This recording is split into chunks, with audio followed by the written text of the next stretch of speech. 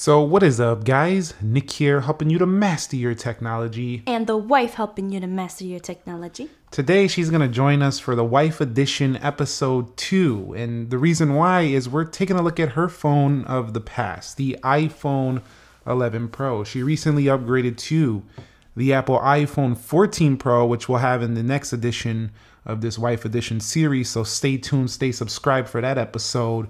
But we're getting ready for the holidays. As you can see, a little Christmas tree over here. Okay. And we're going to begin by talking about the price point.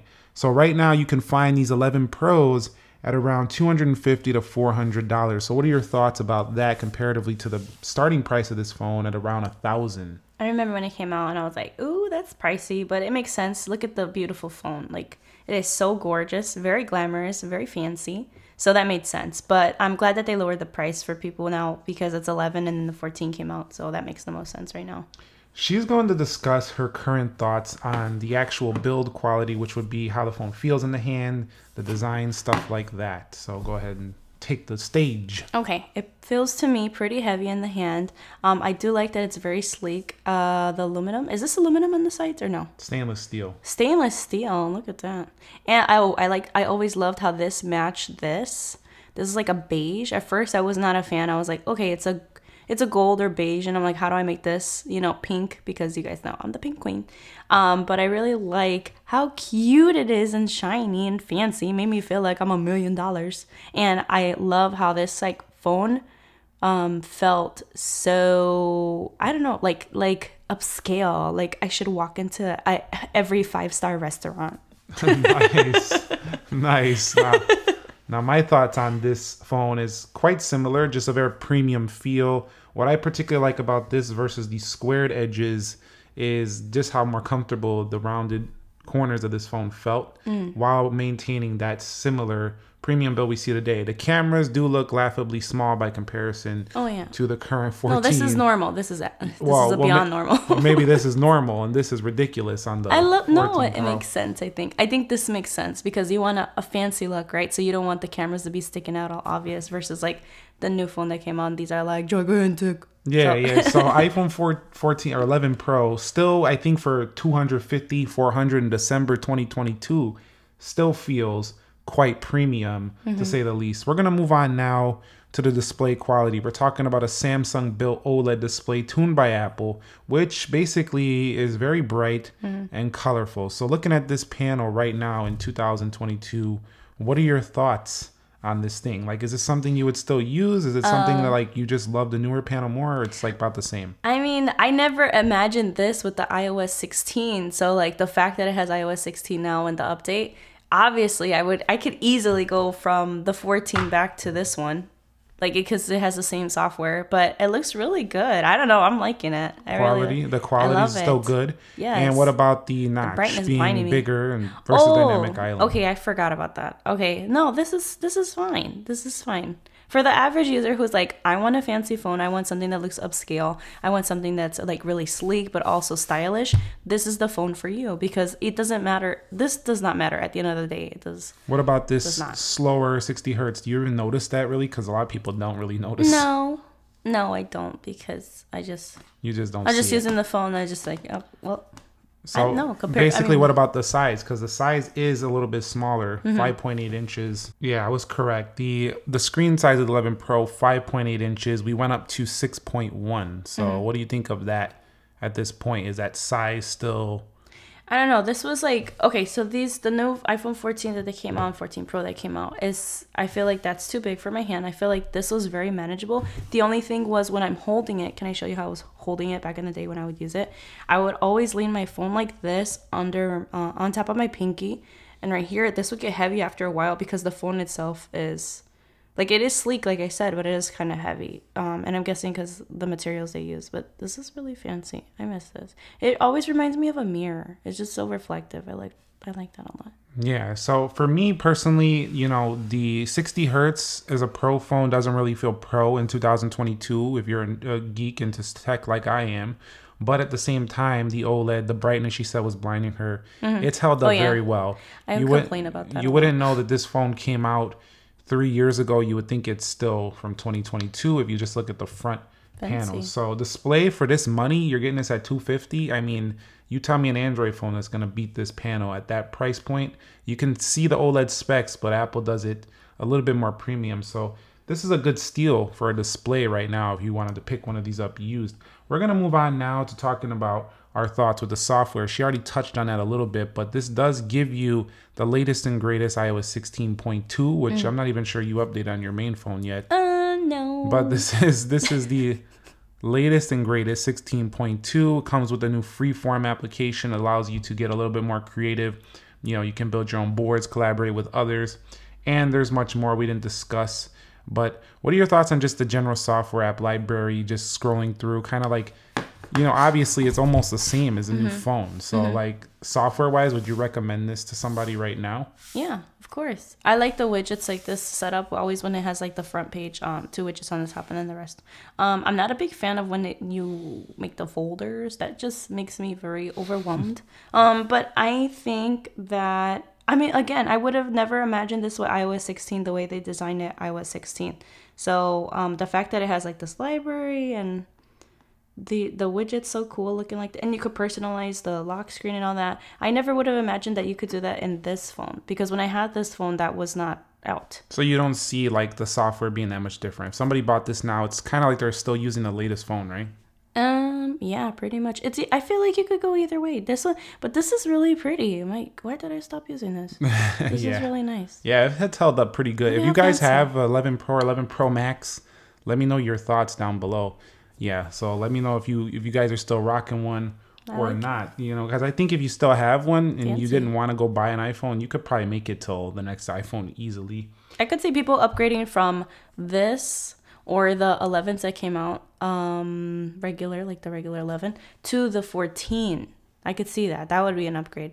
Like, yeah, but not this to the regular 14s. You would have to go to the Pro. Pro, right? Yeah, because you're using a Pro, you go to. Yeah, so I'm going to just open up some applications now, and we can kind of judge the performance. A lot of people say open apps don't mean nothing. Yes, they do. What do you do on the day-to-day? You open apps, sir, ma'am. Sorry. You know, person, anybody, whoever's watching, you make that decision. Here's the point. You open apps day to day. You swap between. This one does have a little bit less RAM. We're only rocking at 4 gigs, which is like the 14s, which is still enough. You know, iOS is solid. But honestly, you were scrolling through already. Do you see a major problem with performance? No. The one thing I remember was this was the first phone I had that, because of its ultimate brightness, unlocked. I was like complaining all the time, like, baby, it's hurting my eyes. Yeah. So that's like one thing I remember. Funny, because your newest iPhone is way brighter than this phone. Yeah. This is an 800 nit. This was one of the first times they started jacking up the brightness from the 650 nits or 625, whatever it was. They started jacking up the brightness with the 11 Pro. Now even the base 14 models have the same brightness as this phone. But back in the day when this came out, this was super bright. It reached the brightness level also of like the MacBook. If anybody here watching this has a MacBook, you guys would know too. Like when you put the brightness all the way high, it's like equal to the one on the phone here. But performance wise though, it's still solid. Fast. There's not real. It definitely gets a pass here if you wanted to pick one up. Love it. Talking about the camera system, I think for me personally, watching her use this phone and going to the new ones, I don't even ever hear her say, "Oh, this one's so much better." It's like for cameras. Yeah, like I don't know if you've even noticed how is this one still good? No. What do you think? Oh yeah, yes. I haven't. Number one, no. I said no because I didn't notice. And number two, look at how nice. Show the picture. Look at that. Yeah. Look at the detail. I'm gonna show you some samples in a little bit. We're gonna take a little break and show you some samples. Beautiful. Definitely. What do you think of this versus like your newer 14 Pro? The upgrades, are they massive? Oh, hey everybody. Hey. Oh wait, I'm looking at the. Oh hi, how you doing? I like the upgrade in the camera. I don't know. Man, I miss that small size. Can you show in the back? No, babe, the little circles. I love that size.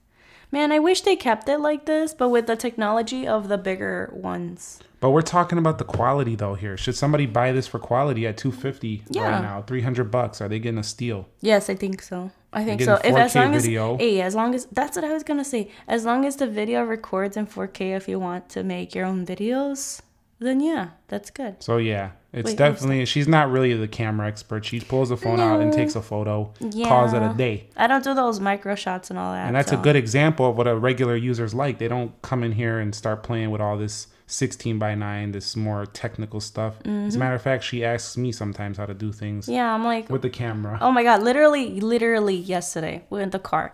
And then what had happened was I asked him, okay, if the HDR video is turned on, does that mean HDR photos? Like, how do I turn it off? Because I didn't like how iPhone was taking such sharp photos. Like, it was nice, and then it would do this thing basically, where I told her you have to go on the settings to tweak the HDR. She did not know that. Did not know. We figured that out. Let's move on now to talking about battery life on this phone. So, battery life here, something she hasn't used in a while, but she's not the largest battery here. But definitely the iPhone 11 Pro can get through a day with medium use. So go ahead, take the stage. Okay, so what happened was, see this, I'm not good with charging iPhones. I'm notorious for this. Ever since I had the iPhone 7, I remember, ever since I had the iPhone 5S, and that was my first iPhone, I drained the battery by not charging it. That's my skill. So, but how long did this phone last? All day. All day. Oh my gosh, I remember bringing this to work, and everybody noticed, and everybody was like, "Ooh, fancy phone, bougie." Well, now she doesn't really, use this that much anymore. So I could tell you it does get warmer than when it first came out, but battery life is usable. It's definitely, if you pick this up now, December 2022, this baby is usable for sure. We're gonna wrap this video up with a few quick things. Audio performance has improved on the newer phones. They're louder for sure. So yeah, a lot of people don't really pay attention to that. They just play their songs. So yeah. Wait. What? Okay. So does this phone have the speakers on top? Yes, and all of the iPhones since like the 11 Pro. Where? Let me see. It has it's integrated up there. Yes. Oh, I thought it's always. No, not that. It's like it's kind of under the screen. Whatever. It's down here too. It's a stereo speaker setup. It's louder and better on the newer phones, obviously, but this is still solid. Nobody's going to complain. The next thing I want to talk about is 5G. Have you noticed 5G being a game changer for mobile performance, internet speed on the go? Is it something that they're going to miss too much? Okay, first of all, I did not have 5G when I had this phone. Like, 5G was not out yet. So, but no. No, so you don't really notice, even though 5G is way faster. But I mean, now that it's on here, like this is a completely revamped phone with the new software on here and like 5G on here. It's a different ball game. This is not 5G though. Only the 14 Pro has 5G. I'm asking you, have you noticed the internet speeds much faster on your newer phones? Yeah. Yeah. So you will be at home because we got Wi-Fi. Well, we're talking 5G mobile performance. On the go, when you're out and about at school, you're out and about on the road, like when you're out of the house. Has your internet speeds got faster on the newer phone versus this one? I'm gonna say yeah. Yeah, so definitely you're gonna be sacrificing a little bit with that, but I'm gonna tell you right now, most of the time you're not getting the strongest 5G performance, so you'll be able to get through the day. You'll be fine with this for at least another year if you wanted to pick this up, or even a couple years. Lastly, a couple other things before we discuss the final thoughts. This has a lower resale value. So if you pick one up, you're not getting a lot back for it. So you better, if you're buying this just for a secondhand iPhone or to use it, remember that you're not getting a lot of money back. You're not going to buy this and sell it and make bank. It's just not happening. You're buying this to use it. But I hope you like gold because it looks nice. Yeah, and we're going to discuss our final thoughts. It's tough to say. Is it worth it? Because you can get newer iPhones for just a little bit more, a couple $100, you can get a new iPhone 13 mini, iPhone 13, a few $100 more.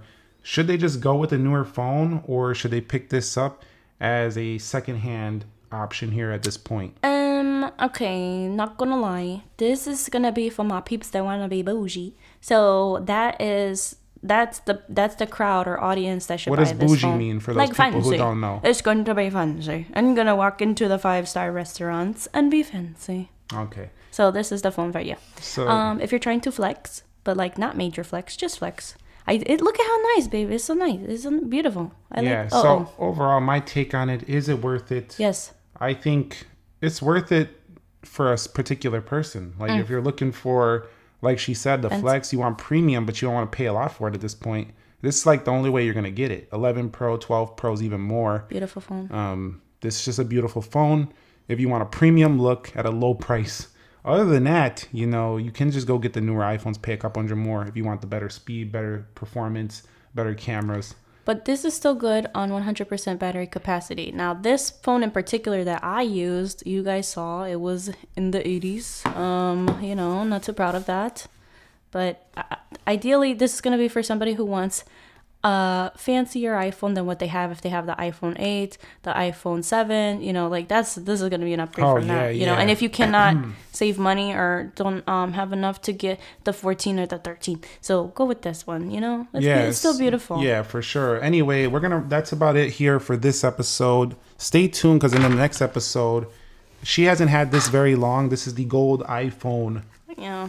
14 Pro. It's a little bit more champagne looking, a little lighter than this one. It's a Starlight. But we'll definitely be covering this one soon, giving her real world take on it after she's had it for a little while. So maybe like a week or two, we'll come back with another Wife Edition episode. I was going to say one thing about this for sure.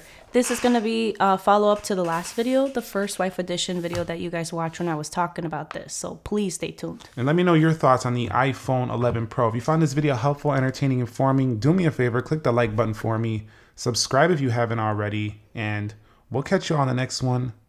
Be sure to be well and peace.